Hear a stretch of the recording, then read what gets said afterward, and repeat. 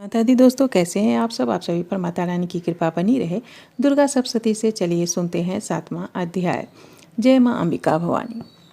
चंड और मुंड का वध ध्यान। मैं मातंगी देवी का ध्यान करती हूँ। ये रत्नमय सिंहासन पर बैठकर पढ़ते हुए तोते का मधुर शब्द सुन रही हैं। उनके शरीर का वर्ण श्याम है। वे अपना एक पैर कमल पर रखे हुए हैं और मस्तक पर अर्धचंद्र धारण करती हैं तथा कंगनहार पुष्पों की माला धारण किए वीणा बजाती हैं। उनके अंग में कसी हुई चोली शोभा पा रही है। वे लाल रंग की साड़ी पहने हाथ में शंखमय पात्र लिए हुए हैं। उनके बदन पर मधु का हल्का हल्का प्रभाव जान पड़ता है और ललाट में बेदी शोभा दे रही है।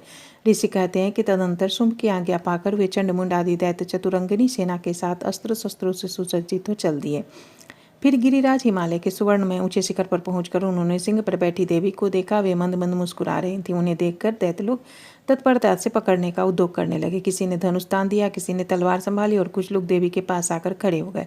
तब अंबिका ने उस शत्रुओं के प्रति बड़ा क्रोध किया। उस समय क्रोध के कारण उनका मुख काला पड़ गया, ललाट में भौवें टेढ़ी हो गई और वहां से तुरंत विकराल रूपी मुखी काली प्रकट हुई, जो तलवार और पास लिए हुए थे। वे विचित्र खड्वान धारण किए हुए थे।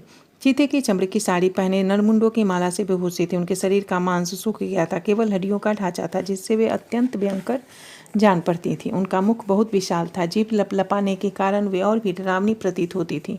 उनकी आंखें भीतर को धसी हुई और कुछ लाल थीं। वे अपने भयंकर गर्जना से संपूर्ण दिशाओं को गुंजा रही थीं।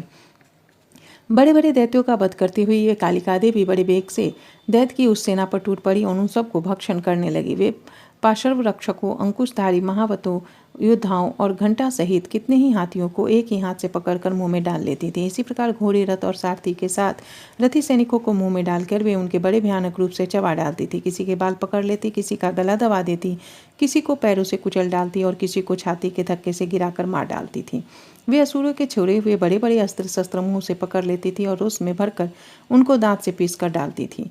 काली ने बलवान एवं दुरात्मा दैत्यों की वह सारी सेना रौंद डाली, खा डाली और कितनों को ही मार भगाया। कोई तलवार के घाट उतारे गए, कोई खटवांग से पीटे गए और कितने ही असुर दांतों के भाग से कुचले जाकर मृत्यु को प्राप्त हुए। इस प्रकार देवी ने असुरों की सारी सेना को क्षण भर में मार गिराया। यह देख चंड उन अत्यंत भयानक काली देवी की ओर दौड़ा तथा महादैत्य मुंड ने भी अत्यंत भयंकर बाणों की वर्षा से तथा हजारों बार चलाए हुए चक्रों से उन भयानक नेत्रों वाली देवी को आच्छादित कर दिया। वे अनेकों चक्र देवी के मुख में समाते हुए ऐसे जान पड़े मानो कि सूर्य के बहुतेरे मंडल बादलों के उदर में प्रवेश कर रहे हों। तब भयंकर गर्जना करने वाली काली ने अत्यंत रोष में भरकर विकट अट्टहास किया और उस समय उनके विकराल वदन के भीतर कठिनता से देखे जा सकने वाले दांतों की प्रभा से वे अत्यंत उज्ज्वल दिखाई देती थी। देवी ने बहुत बड़ी तलवार हाथ में ले हम का उच्चारण करके चंड पर धावा किया और उसके केस पकड़कर उसी की तलवार से उसका मस्तक काट डाला।